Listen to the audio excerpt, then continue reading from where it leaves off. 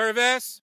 Hey everyone, welcome to Chef Sense. I'm your host, Chef Massey. Welcome to the podcast. Olivia Wade, it's so good to see you. It's so good to see you too. I'm so happy to be here. This is great. For you guys, just so you get kind of a backstory on this, we've known of each other for a few years now, but definitely had the opportunity to get jamming in a kitchen not long ago. So it was so much fun. You know, we're both energy people, and you know, we vibe together. You know, let's just jam, and it was kind of fun, and off we went. We had a blast. I mean, I absolutely love working with you. It's really rare to find other chefs, other cooks who you really feel like this is a collaboration. Oh yeah, sure. This is an energetic collaboration. We're floating across the kitchen. We're communicating in this effortless and easy way, and we're having fun. Yeah. Right? It's not. There's no animosity. We're not like stepping on each other's toes. We're supporting each other, right? And that's such a rare dynamic to find in a kitchen. And I just, you know, that's what I live for. You know, when I'm back in kitchens, and when I do my little I show up and kind of somebody's called out and here I am, and I learn the menu, 10 minutes before service, and that's like my specialty. But it can be awkward. You know, I can come in and someone can be like, really got a lot of ego, and there's a lot of ego in kitchens. Oh, there are. And, I mean, it's unbelievable. Yeah. But I think it's a special thing where, you know, I don't know. I think over time you become seasoned. You know, I was raised by the industry, so were you. Me too. And I think that, you know, also in leadership, it is that indigenous side to me that don't take my kindness for a weakness. And I can be direct and assertive, but I don't find that I do it when I need to do it, because the team can breathe, we can function. I can get their clarity too, because I'm not perfect. Yeah. And you move through things so much smoother. That synergy occurs, and it's not this like, you know, again, you're jamming over there and I may see something and I know if I can help you finish or you help me finish or we're doing whatever, you know, it's this coexistence sort of style that I believe in, that it doesn't really, we're in for the guest, you know, and we're in for someone that comes in that could have the worst day of their life or just a rough day at work. And we have that opportunity to kind of nourish them, change that mindset, because maybe they've had something that we've replicated that they got from their grandmother, from whatever, right? Or a family thing. And that's the beauty of food, is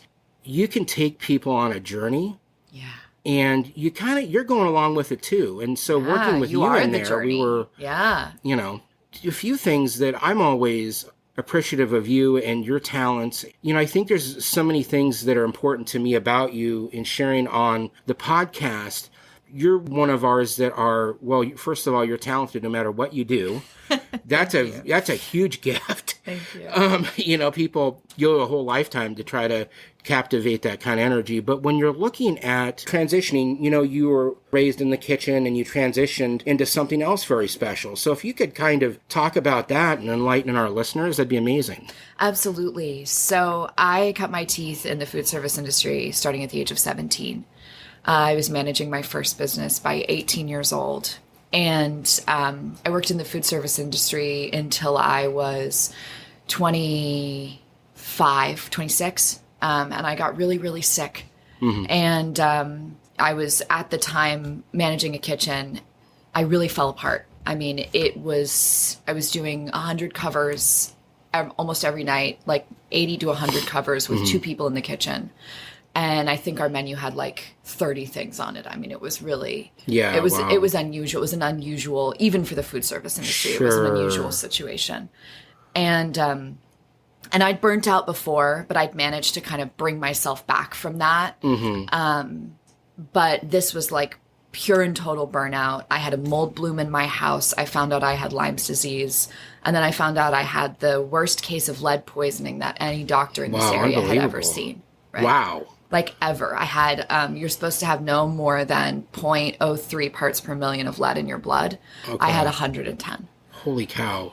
And so, you know, I began this really insane process. I lost about half of my possessions to mold. I moved out of my house. I spent years of my life doing IV antibiotics, ozone therapy, all of the supplements you've ever heard of, really wild alternative treatments, diets, exercise. I mean, just anything. We did what my doctor called throwing the kitchen sink at it. Wow. And I did that for many, many years. Okay. And kind of the culmination of that experience was my first Metaport that I had in my right arm, was inserted, and that was fine. And then a couple of years later, they inserted a second Metaport in my left arm, and it clipped a branch of my vagus nerve. Oh. So a Metaport is a peripherally inserted catheter, basically, that they insert into like Lyme patients for IV antibiotics, cancer patients for chemotherapy, and various other conditions. But what it does is it prevents you from having to have needles stuck in you all the time. Oh, okay, like a port. Right, it's like a port. Oh, okay, it's okay, just it's like a peripherally inserted port instead of a centrally inserted port. Yeah. So they run it with an EKG up one of your large veins through to the, like, basically it dumps out over the top of one of the vena cavas of your heart. Oh my goodness. So you're literally sending the antibiotics straight into your heart, which then pushes them through the rest of the body. And I may be, a little like lax on the exact details of that. I don't know. It sounds pretty good to me. I mean, it's a challenging, horrific journey, but I mean, it was wild. You obviously gain your knowledge. Anybody that goes through, something so tragic like that, I'm sure you gain. I mean, you want to know, like, what are we doing? Where are we going? Everything, of course, right? Of course. It was like sure. I became at a certain point like my own doctor in a way, because I was doing so much research and I was working with so many different practitioners. But the part of the catheter that was inserted up my vein, it hit a branch of my vagus nerve near my collarbone. Okay, wow. And the vagus nerve controls like a wide amount of functions in the body. Okay. So it helps regulate your heart rate, your digestion, your balance. Oh my gosh. It's basically all of your essential functioning in your body. Okay. And this is how we see why the nervous system is so important. Right. So in my work now, I do a lot of work with the nervous system. Okay. And you don't really know how important your nervous system is until it's messed up. Yeah. Right. So absolutely. My heart rate is, wow. My resting heart rate was 175. Extreme waves of nausea, dizziness, vertigo. I mean, it was like just, and anxiety, like I was living inside of the worst panic attack I've ever had. Right. Okay. So it was just like pure panic, my whole body. And so obviously at this point I'm not working at all. Yeah. And so in the process of going on this journey to kind of try to figure out how to heal my nervous system, right? There was a period of time where any good sensation, like someone like holding you or like just like running their hand over your arm, like that for me was just pure pain. Wow. Like searing pain. It was like it would send like a wave of searing pain up my whole arm. Okay. And so essentially pleasure equaled pain in my body. And I was like, well, I can't live like this. This isn't this isn't a sustainable thing. Sure. So I have to figure out how to fix this. I have to figure out how to heal this. Oh. And so I started doing heart math. Yep.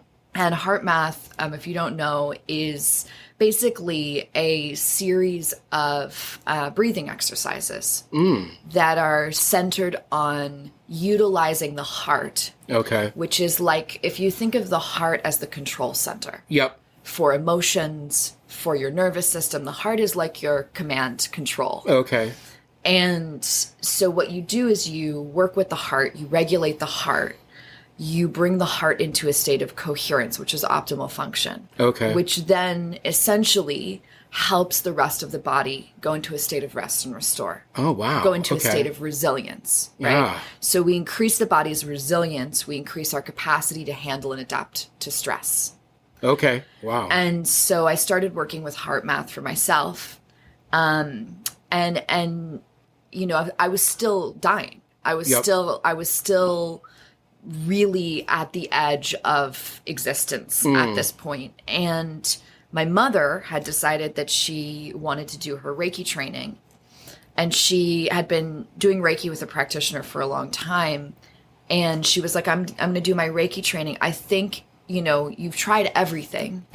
Why not get Reiki so that you can do Reiki on yourself? Right. And I was like, well, it was like a last ditch effort. Yeah. That's okay, it. All right, sure. fine, sure, whatever. I mean, anything. I was reaching at straws at that point. I was like, okay. Yeah. And so I got my Reiki level 1, and I did Reiki on myself for a year. And in that year, I'm not kidding. Everything that was not serving me had to go. And it was immediate. It was brutal. My entire life that I had built up to that point completely fell apart. Yeah. Wow. Every relationship, everything that wasn't working for me just disappeared.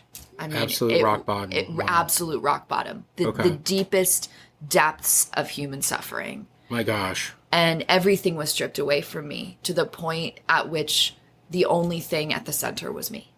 Okay. Right? Yeah. That's what rock bottom is. Yeah. Right? It's like everything gets stripped away and there's just you and your essential self. And you're like, okay, and I always tell people who are going through really difficult times that rock bottom is an extremely powerful place. Yep. Because in rock bottom, the ego gets destroyed. And we are desperate. I'll do anything, right? Yeah, I'll change. And so I came up from that. I ended up in the hospital for a little while in the cardiac unit of Bay State. And I got out of the hospital and I was like, okay, none of this is working. Nothing is working. None of the diets, none of the things, none of the way that I've been treating myself, the toxic, horrible relationship that I'm in, like the person that I'm living with, like it's all not working. And I was supposed to go do my Reiki practitioner training like 4 days after I got out of the hospital. Wow. And so shaking and a complete and utter wreck, I show up for my Reiki practitioner training. Oh my gosh. And I was like, the last thing I thought in the world was that I was going to become a Reiki practitioner. Right. I was just like, I'm going to get all this Reiki knowledge and somehow maybe it'll help me. And I don't know what to say. I mean, the sword chooses you sometimes. Absolutely. Yep. And so I get there, I get through the training and I'm barely holding it together. I'm like drinking 17 cups of tea and I'm like shaking and I'm just like, I'm a mess. And one of the requirements for completing my Reiki practitioner training, which was going to take a year. Most of the time you go for a weekend and like that's the thing that you do and you get it and then you start practicing. But this was a much more intensive experience.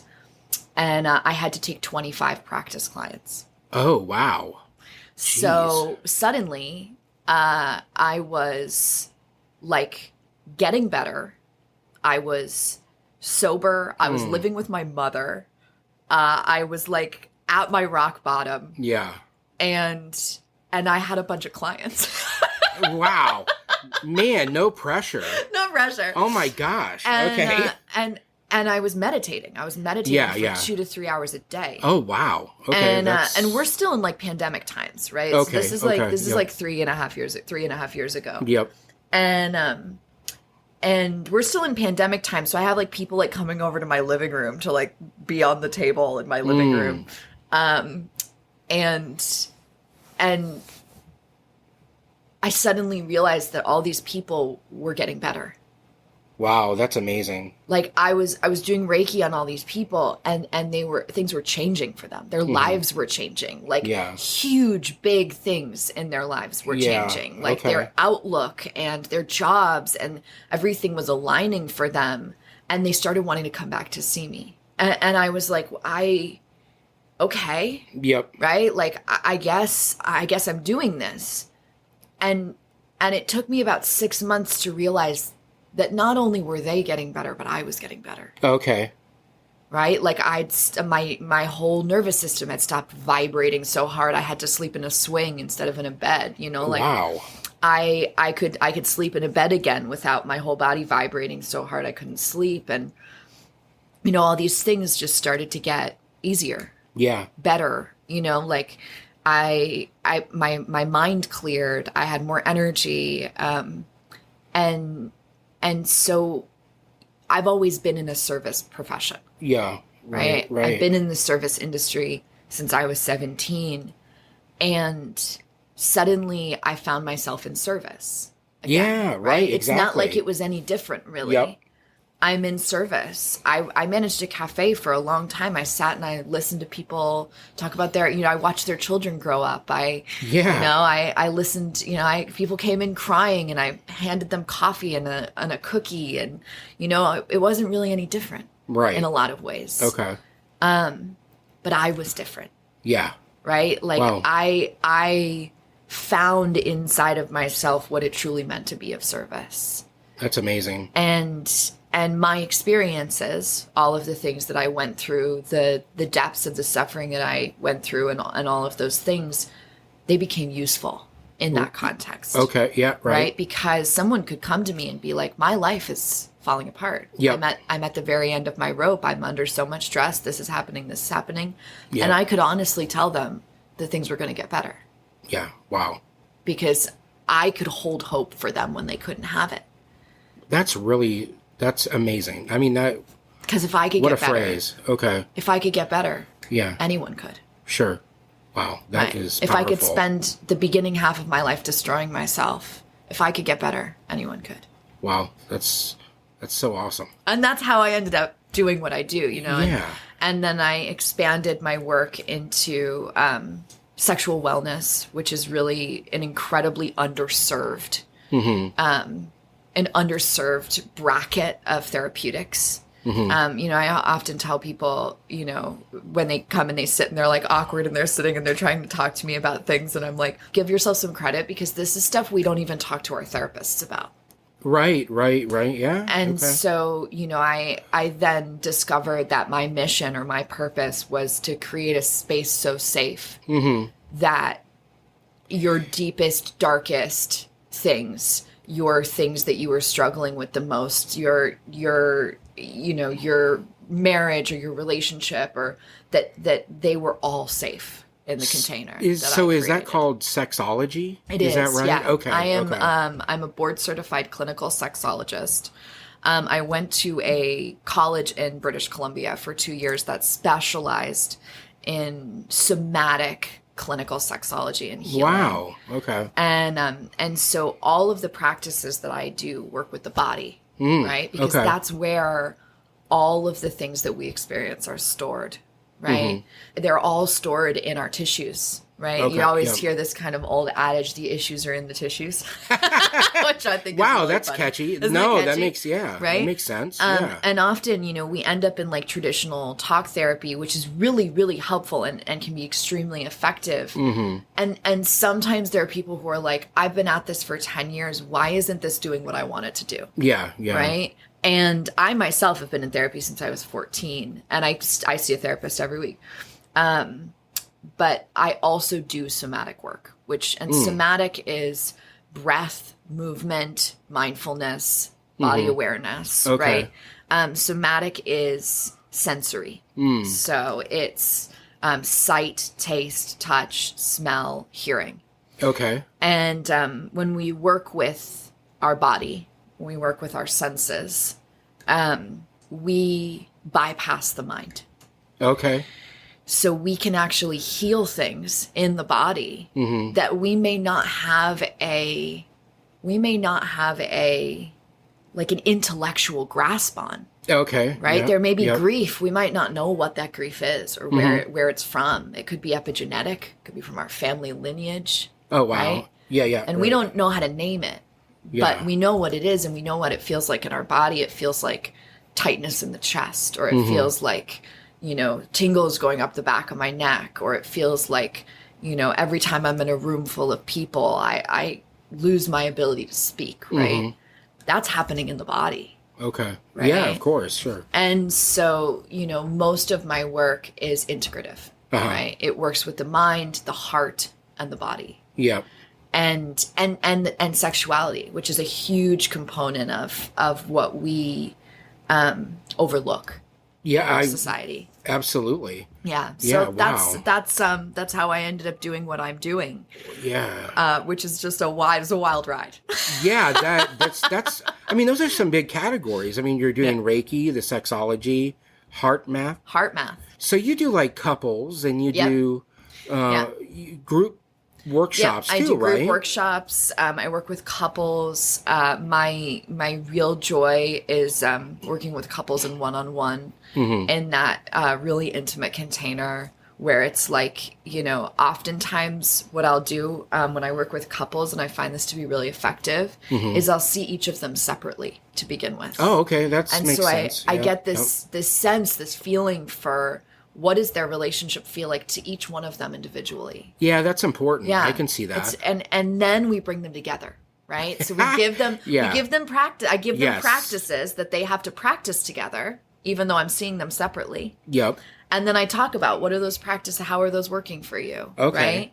Right? And we get creative. We say, like, what is it you're working with, and what practices can we give you that are going to specifically target that thing that you're working with together? And then they go and they do the practices and they report back, right? Wow. And then after a couple of sessions, we bring them together, right? Okay, And then yep. they come in together, and then we work on partnered practices together, breathing exercises. We work on partnered heart math, so regulating your nervous system so that your partner's nervous system can regulate to yours. That's Yeah. wow. That's so much energy and Yeah. just Support. It's Holy- how do we support each other? okay, right. Yeah. And I have to say, like going into because we've done some sessions on Yeah. the Reiki. Yeah. It's powerful stuff. and it's very enlightening what you come away with, and there is a sense of, because again, being an energy person, I can say on my behalf that there were some interesting things that occurred. I can kind of remember that you were on one side and there was actually a presence on the other side of me that had put a hand down. Yeah. I'm actually getting goosebumps from it right now. So, Yeah. but there's things incredible. that you kind of shared and enlightened me. And also being that leader, it does go to the core of who I am, and that was very powerful Yeah. to hear about. But it's also very important to clear that, right? To Yeah. take that energy and put it somewhere else. And it's unbelievable too, because there's like a tingling. There are You can sensations. feel it. Yeah. That it's like it's very specific and it's really amazing. And also when you're done with that, it's kind of like being cleansed in a sense, right? I mean, Right, it's harmonizing your energy. you're right. And I don't know if you can go into those details or if it's available, but Absolutely. just in the sense of the prayers and the crystal and the things that you use, it's Yeah, I'm happy to go into detail on that. And the beautiful thing that I experienced with you is oftentimes I will really see all the way through, to the core of someone when I'm working on them, and I can feel, when I'm sitting with you or when I'm working with you, the incredible leader that you are. yeah. And how that informs and translates into everything that you do. Right. And every way that you inhabit the world, and how blessed and how lucky we are in this world to have you as a leader in it. Well, I really appreciate that. Yeah. Yeah. And the practice of Reiki is really about, Reiki means universal life force energy, right? So my mother often describes it as being meditated over or being meditated on, right? Okay. Like yeah, you're being sure. meditated on, Sure. Yeah. right? Yeah. And the beauty, one of the most beautiful things about Reiki is that it's incredibly gentle. right? You're fully clothed. It's not like massage. You're like wrapped in warm blankets. You're like swaddled, basically. You are, yeah. It's pretty amazing. You just get swaddled, and then and then you get meditated over. Yep. And it creates this deep state of relaxation in the nervous system. Yep. Where actually, like, one of the big things that it's doing is it's just creating space for you to realign with your true essential self. That's extremely powerful. It is. You know, and I think it can be a little scary too for some people. It can. You know, when you're like, I mean, you're laying there and you're feeling a level of vibration, a physical occurrence, and you're like, what's going on? Yeah. You know, but for me, being indigenous, we are very connected. Our feet are connected to the center of this earth. That everything resonates through us. And so as you work your process, you know, it's kind of like, I do feel as leaders and as human beings, we have some level of, I don't even know if it's a real word, but magnetization. Yeah. Right? That I will absorb with a team. I've had the great pleasure of leading large and small teams, multiple outlets. And I can say, when I step into the chaos, that comes at me. Yes. And I absorb that. And I lovingly step into that with the teams and these leaders. And they can sense my presence, in which we are going to survive this. Yeah. You know, and my responsibility is to shift and move wherever the team needs me. And that's the example set for all leadership and to protect the people. So, you know, that's where I think in life we have these relationships. We have things outside. We've got our children. We've got our loved ones. And we're just constantly building on that, stacking it on the magnet, right? I mean, it's just, it's like there's the layers of the onion. Yeah. And so to peel that away to get to oneself, I highly believe that Reiki is very essential for myself. Yeah. To peel that away so that, you know, that glass isn't overflowing, it's half full, or, you know, it's lower. Yeah. Self-care is very important, and it goes back to our industry. Yeah, it right? really does. You know, we need to clear ourselves, whether you're a cook, a dishwasher, a server, a busser, any one of us, because you're in hospitality. You could be a front desk agent, you know? You are dealing with people. You are dealing with people that need something from you at all times. At all times. So we have this tendency to fall into this codependent sort of existence that we're fighters, we just get right into it. Yeah. And I think that's where sometimes maladaptive behaviors can step in, especially in our industry. And it's very chronic. More than anywhere else, right? Right. You know? So, you know, and I think that's why, you know, the beauty of it is having you in here share your journey this way. And for people to hear that there's great things to do, whether it's hiking or going to the gym or going fishing or whatever, that can clear you. You're doing something for yourself. But there's also spiritual sides, I feel, so much more important, like these opportunities to work with you that help to make me a better person and leader, right? You. So anyways, looking at your situation, you also do personal chefing too, correct? Yeah, I do. Times? Do you want to talk about some of the programming you offer with that? Because is there mindfulness or is there... So, you know, I'd love to expand into that. Okay. Into like mindful eating dinners and things like that. Right now, I do like, you know, I got to this point where in my life, I've like done private dinners for like Danny Meyer and, you know, a lot of other kind of notable people and the Mayor of Newton has been one of my clients for a while. Oh, cool. And That's so cool. really love her and her family, and they're just incredible. And I've worked with a lot of really incredible people, but I got to this point where it was like, you know, and I hate to say this, but in order for me to not be doing Reiki and not be doing clinical work, you have to pay me so much money to show up at your house and cook food for you. Right. And that is just, you know, if I'm gonna step away from my essential work helping people transform and move into a space where I'm transforming something for someone else, which is really what Right. food is. You're Sure. taking these raw ingredients, you're transforming them, you're transmuting them. It's alchemy. Cooking Yep. is alchemy. Cooking Yeah. is energetic alchemy. You are transforming these ingredients into something beautiful and in an offering, Yep. right? And in order for me to do that, you have to pay me a lot of money to show up. Right.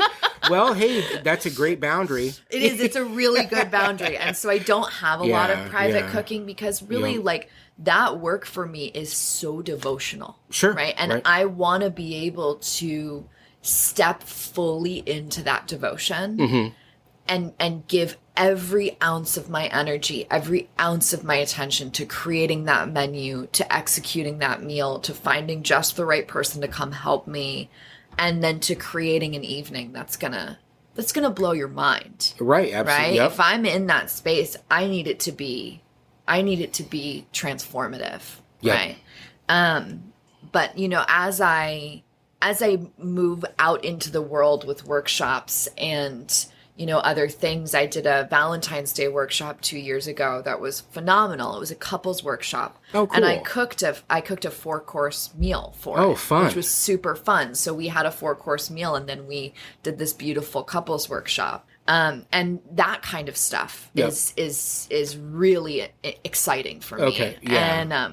And as I kind of discover, really, I'm looking for like who wants to work with me. Yep. Right? Yep. Because in the field of couples intimacy work, in the field of sexual wellness, in the field of Reiki, it takes a very specific business to want to be like, yes, you and everything that you offer, we want to support you. Okay. Yep.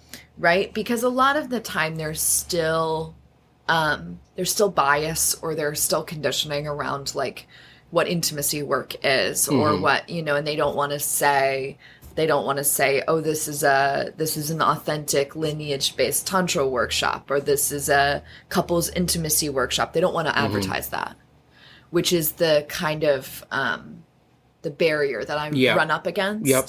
And so I've done a lot of things myself, Okay. you know, which is great.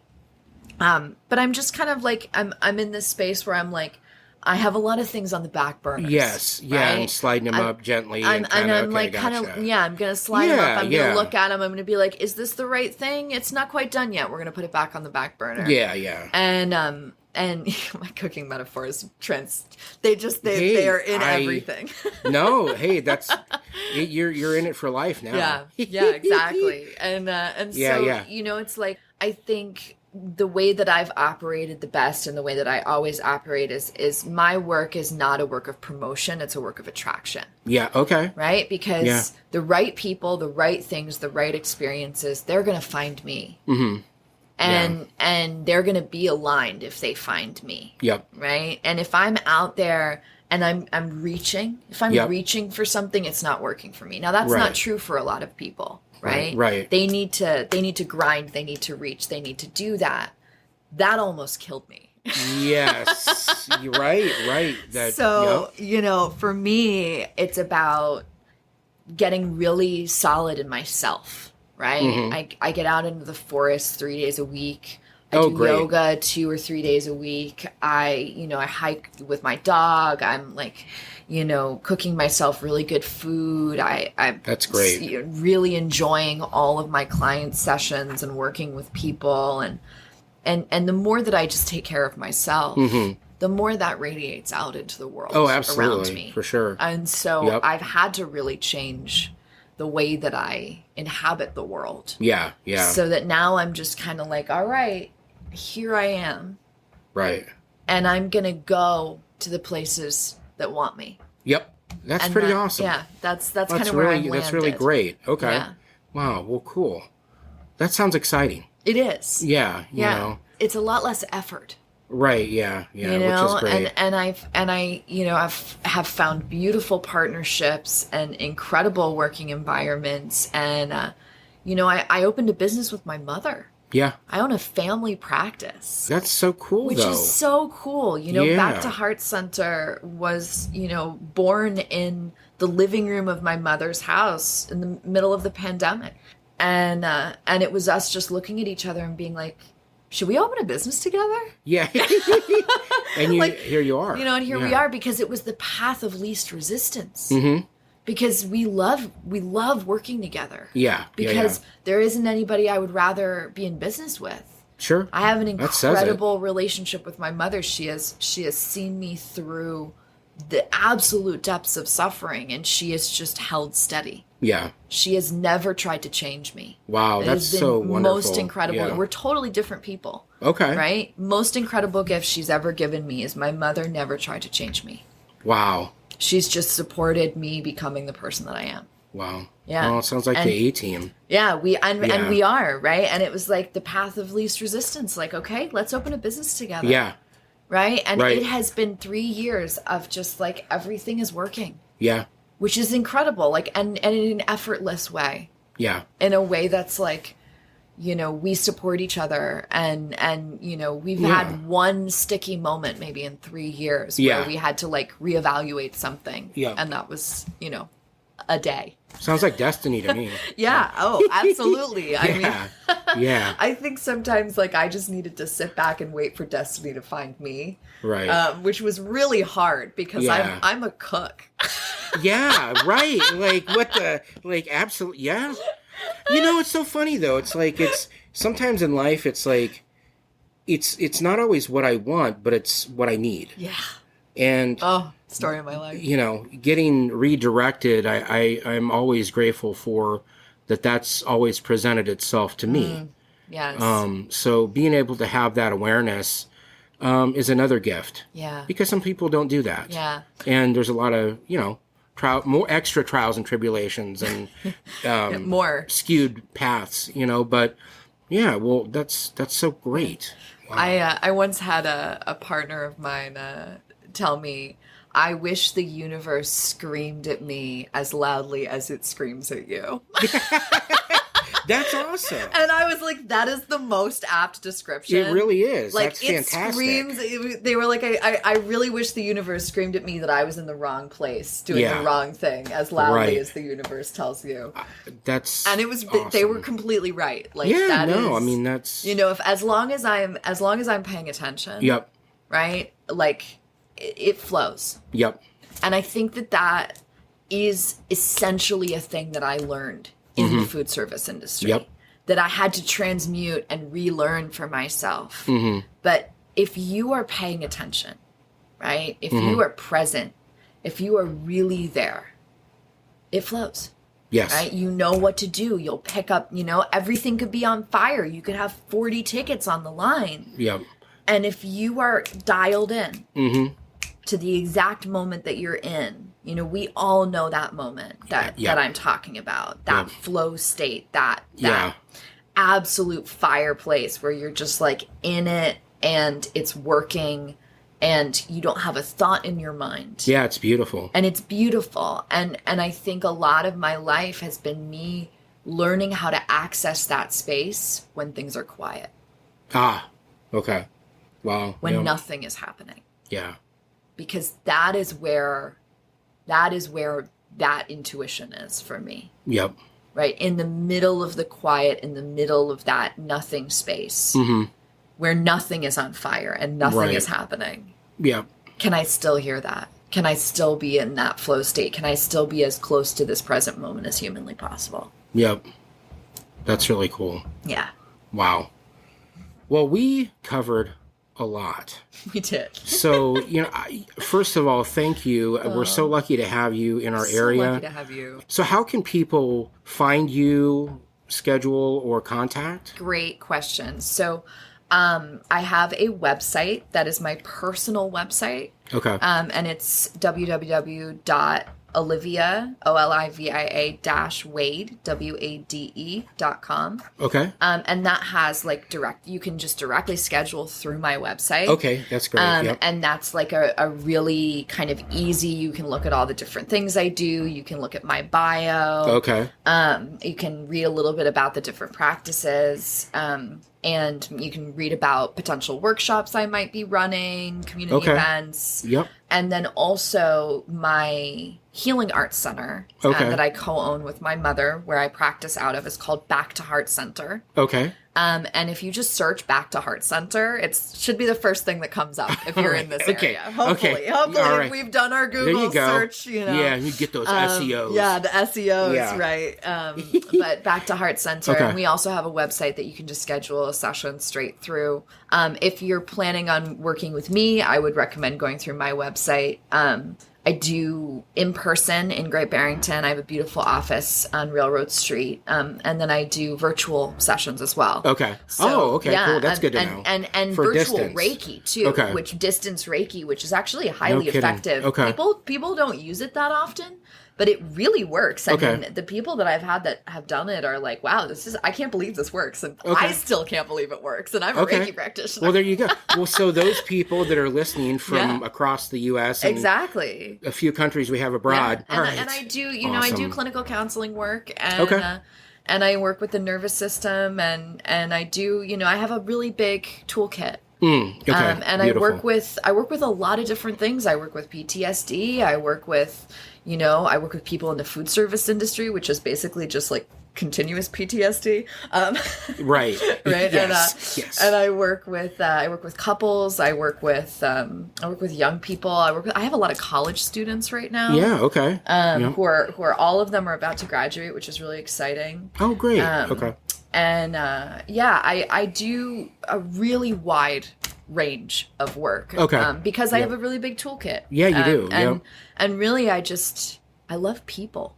Yep. And all people. That's very clear. Yeah, and absolutely. So, I really, people bring a really wide range of things to me, and I'm always really grateful that they trust me with those things. It's always an honor to be of service. That's awesome. Yeah.